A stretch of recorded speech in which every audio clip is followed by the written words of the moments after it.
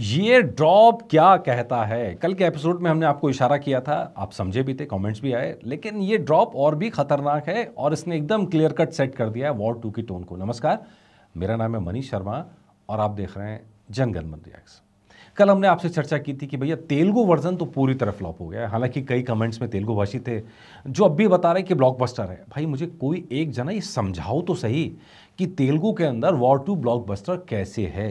90 करोड़ में राइट्स खरीदे, 50 करोड़ कंप्लीट करना भारी पड़ रहा है, बजट निकालना तो मुश्किल है, तो भैया ब्लॉकबस्टर कैसे होगी? फिल्म ब्लॉकबस्टर वही होती है जो प्रॉफिट देके जाए। यहाँ तो अभी वॉर 2 का जो प्रॉफिट है वो तेलुगु बेल्ट में सिंपल नापा जाएगा कि 90 करोड़ में राइट्स बिके हैं। 90 करोड़ से कितना ऊपर जाती है, और वो भी तब जब खर्चे हटा के, तो भैया उसमें बहुत टाइम है। आप ये मान के चलो 90 करोड़ के लिए उसे 150 180 करोड़ के आसपास कहीं पहुंचना पड़ेगा, तब जाके वो डिस्ट्रीब्यूटर के लिए प्रॉफिटेबल होगी। अभी तो प्रॉफिटेबल क्या, डिजास्टर भैया, फ्लॉप भी नहीं, डिजास्टर में है, अभी डिजास्टर की रेंज में है। तो वो लोग जो कमेंट कर रहे हैं कि ब्लॉकबस्टर है, भाई ब्लॉकबस्टर कहीं से नजर नहीं आ रही है, डाटा तो ये नहीं कह रहा है। मंडे को बड़ी उम्मीद थी कि यार बहुत होगा, कितना रह गया? 1.5 करोड़ तेलुगु में यार, 1.5 करोड़ खत्म। आगे क्या, पूरे हफ्ते में कितना कमाएगी? और 3 करोड़ 4 करोड़, उसके बाद क्या? खत्म। फिल्म के आगे स्कोप ही नहीं है। कुली इससे बेहतर कर रही है यार, डेफिनेटली। महाअवतार इससे बेटर कर रही है, मतलब इतने लंबे समय के बाद अगर कंपैरिजन में आप देखोगे तो भैया तेलुगु के अंदर तो फिल्म खत्म हो गई। और कहीं ना कहीं वॉर 2 को बहुत बड़ा झटका तेलुगु बेल्ट से ही मिला है। तेलुगु बेल्ट ने एक बार फिर से बॉलीवुड मूवी को एक्सेप्ट करने से मना कर दिया है। ऐसा क्यों हुआ भाई? ये तो कहानी के अंदर पेज है। मैं आपसे बार बार कह रहा हूँ यार, मुझे जूनियर एनटीआर का रोल बहुत धांसू लगा जब शुरू हुआ, और जब खत्म हुआ मैंने सर पकड़ लिया, यार ये क्या कर दिया कैरेक्टर के साथ में। यार मतलब आप विक्रम के कैरेक्टर को आपने क्या बना के लाए थे? जब आप लाए हैं तो पीछे से शेर की दहाड़ नजर आ रही है, हुंकारते हैं, शॉट्स चेंज होते हैं। आपको यही रखना था ना यार, आपने कुछ और किया ही क्यों? वो लाते हैं, फिर आप उसको विलन के कैटेगरी में लेके जाते हैं। फिर आप जस्टिफाई नहीं कर पाते कि भाई हीरो आपने शुरू में हीरो की तरह प्रेजेंट क्यों किया? आप हीरो की तरह प्रेजेंट करें तो आपने विलन क्यों बनाया? आपने विलन की तरह प्रेजेंट कर दिया, फिर समझौता करा के उसका हाँ ठीक है दोस्ती यारी ताज़ा माज़ा, बस वही होकर निकाल दिया आपने। ये इलॉजिकल चीज़ें लग रही हैं, साइकोलॉजिकल तरीके से देखेंगे। और सबसे बड़ी मूवी तेलुगु बेल्ट में एनटीआर के फैंस ने ही रिजेक्ट की। जब देखी तो वहीं से फिल्म खत्म होनी शुरू हो गई।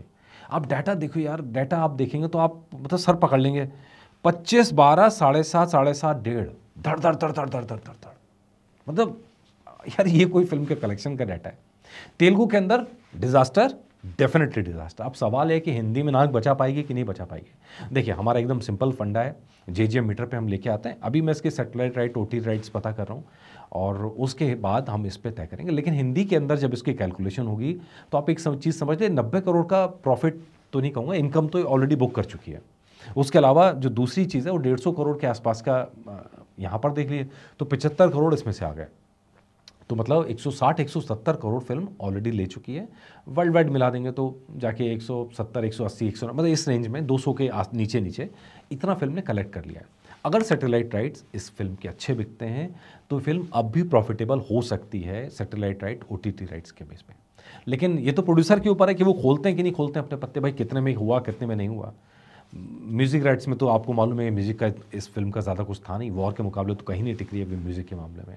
इवन ओवरऑल भी आप देखेंगे तो फिल्म पहली वॉर के मुकाबले दूसरी वॉर टिक नहीं रही है।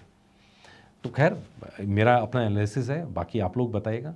कुछ लोगों को फिल्म अच्छी लग रही है, डेफिनेटली सबका अपना टेस्ट होता है। मैं ये नहीं कहूँगा कि जिसको अच्छी लग रही है वो लोग ख़राब हैं, वो झूठ बोल रहे हैं, नहीं, उनको फिल्म अच्छी लगी होगी। फिल्म में बहुत सारी अच्छी चीज़ें भी हैं। हमने जब अपना रिव्यू किया तो हम आपके लिए लेके आए थे, खास करके फाइट सीक्वेंस, कई सारे फाइट सीक्वेंस बहुत शानदार है। इवन जहाँ से फिल्म शुरू होती है ऋतिक रोशन के वॉर से, मतलब जो पूरा जापान वाला सीक्वेंस, वो बहुत अच्छा सीक्वेंस है।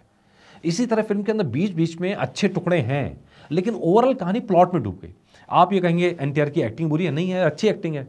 ऋतिक की एक्टिंग बुरी है, नहीं है यार, अच्छी एक्टिंग है। कियारा आडवाणी अच्छी लगी, सब अच्छा है, लेकिन प्रॉब्लम प्लॉट की है। पूरे प्लॉट ने कहानी को ले डूबा, और ये बार बार स्पाई यूनिवर्स की फिल्मों के साथ हो रहा है। इस बार पाकिस्तान प्रेम नहीं दिखाया तो मतलब यार जो दुश्मन है वो दुश्मन है।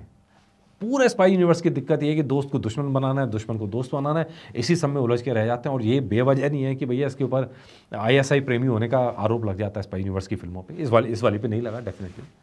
तो खैर सोचना पड़ेगा स्पाई यूनिवर्स के बारे में कि भैया क्या करना है। मेरे अपने हिसाब से मुझे लगता है आज तक की सबसे बेस्ट फिल्म कहीं ना कहीं टाइगर थी। वॉर 1 भी अच्छी थी, देखिए मज़ा आया देख के। वॉर 2 मुझे उतनी पसंद नहीं आई, बिल्कुल नहीं आई, और मेरे जैसे बहुत लोगों को नहीं आई, और इसीलिए आपको ऐसे कलेक्शन देखने को मिल रहा है। आपके हिसाब से कहाँ गड़बड़ रह गई वॉर 2 में? कमेंट करके मुझे बताएगा।